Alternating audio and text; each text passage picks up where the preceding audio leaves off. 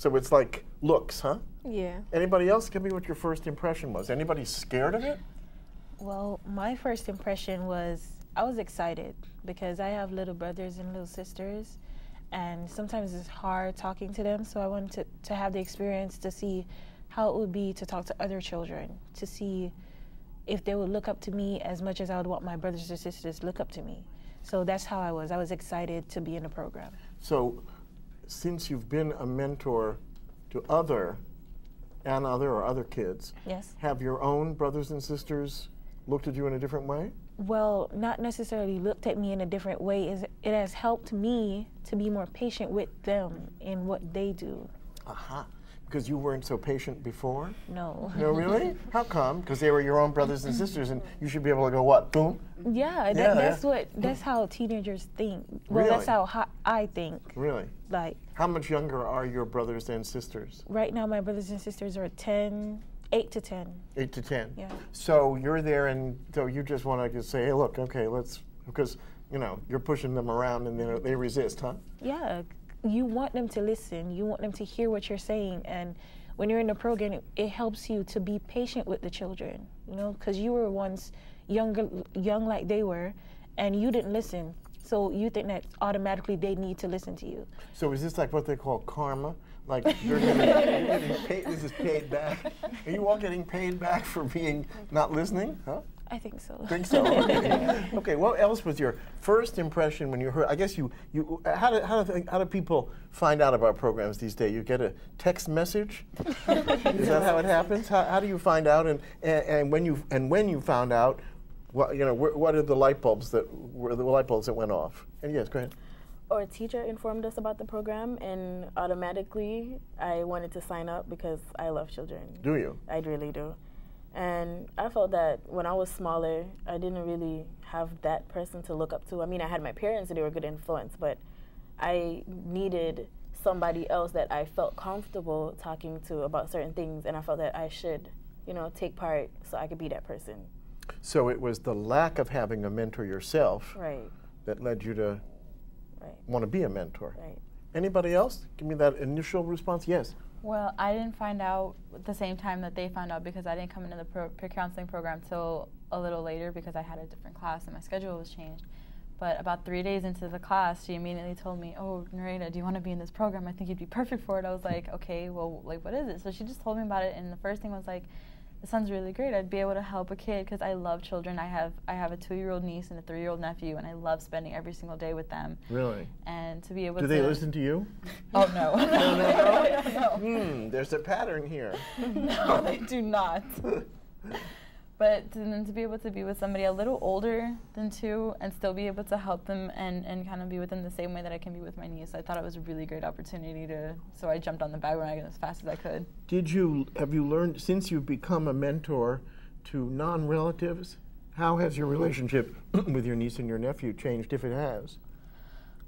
I don't think my relationship has really changed with my niece and my nephew because I've always had a really good relationship with them. But do they listen to you anymore, or have you learned certain skills? They don't listen to their own mother. Wow, we're really getting to the heart of this. I've nicknamed my niece the brat princess. She gets what she wants when she wants it. So. Wow. Well, I guess they figured maybe they need mentors at another point in their life. Anybody else want to tell? Okay. Yeah. When I first heard about it, I was just like, okay, let me just do it. Because when I was younger in elementary school, we had something like Big Brothers and Sisters, so where kids from Ely High School would come over and they'll spend the whole day, because that's when they didn't have school on Fridays, I think. And they'll spend the whole day in the class with us, talking about how high school is and what they're involved in and stuff like that. And I enjoyed it. So when I first heard about it, I was like, man, let me get involved in it so I could be that person for that elementary student. And they'll enjoy it maybe, just as much as I did. Great. Anybody else want to talk about initial? You want to say anything? Well, I came late into the program like she did, and I first seen the purple shirts, and I'm like, oh my gosh, no way. Big Brothers, Big Sisters, because me and my mom always talked about it, but she said I had to wait till I was 18 to join the program. So this came first. So when I got accepted into peer counseling, we had to talk about the program, and then I got accepted into the program, and then from there we went on. Super. Anybody else who hasn't shared about that first light bulb going off? This is an opportunity. I see some faces waiting to speak. I'm waiting here. Who wants to be the next? Well, I was just excited about the program, just hearing about it, because I never had a mentor. So I thought it would be nice to mentor a little kid and so they can look up and give them advice what I didn't have when I was in elementary. So. Okay. I like the program because Speak up. I liked the idea because I'm an only child. I don't have brothers or sisters. So Speak up and project. I only spend time with my cousins, and I wanted to do it with somebody new, and this was a good chance for me to have a little sister and help out. Great.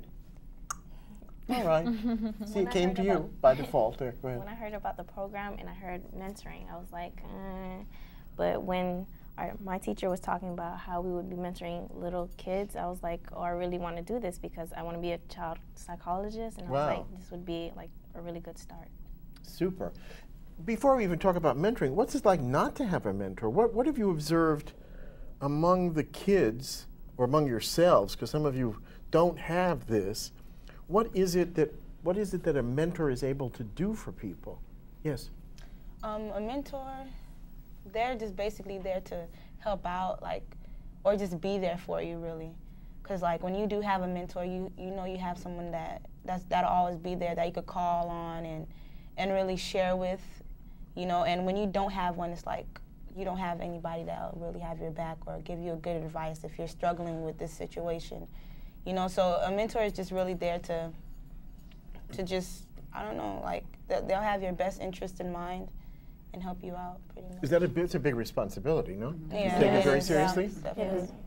You can't just, we talked before about the commitment of that. You have to make sure you're going to be there, because as I said, it would be terrible to take this on and then just say, well, I don't feel like doing this anymore, and then the kid feels terrible, right? Yeah. You don't want to do that. What else, those of you who haven't had mentors or who tell me what you feel that's like and how you're able to overcome that. Well, I never had a mentor. I didn't grow up in the United States, so having a mentor was nothing for us. Yeah, where'd you grow up? Jamaica. Uh-huh. And I had my big brother and my big sister, but we weren't that close. My sister, she's only 1 year older than me, so it wasn't like a mentor, because I used to say, okay, you're just 1 year older than me, so you can't tell me what to do.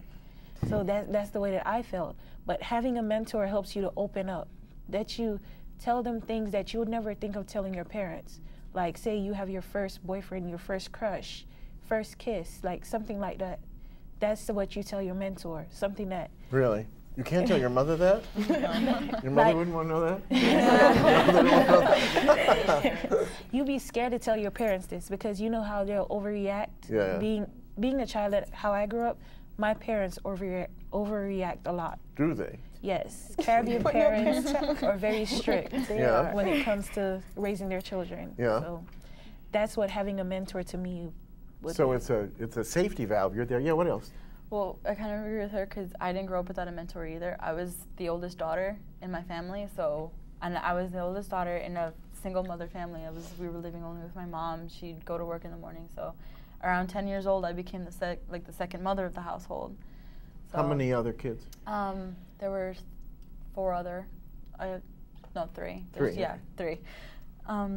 So I had a lot of responsibility on my shoulders at a really young age, and it was really hard for me growing up without somebody to look up to and somebody to be able to actually tell my secrets to, because me and my mom we didn't really have a good relationship. So I didn't really have my mom there for me either, and kind of like her parents, I'm Puerto Rican, so Spanish mothers have that stereotype of, flipping out over anything, so it's not like I could tell my mom anything. So it was really hard not to be able to really tell anybody anything. I could tell my little sister things, but she's my little sister, so, and especially around that age, I was afraid to tell her something that she would go and tell my mom. Sounds like it's very hard to talk to the people who are closest to you, your own relatives. It's easier to talk to a stranger. Is that something? Yeah. Wow. Let's talk about now the first day you go and you meet, what do you call them? Mentees? My little Oh, your little sister. Okay. So let's talk. Are they only little sisters? You don't. No. They're little brothers.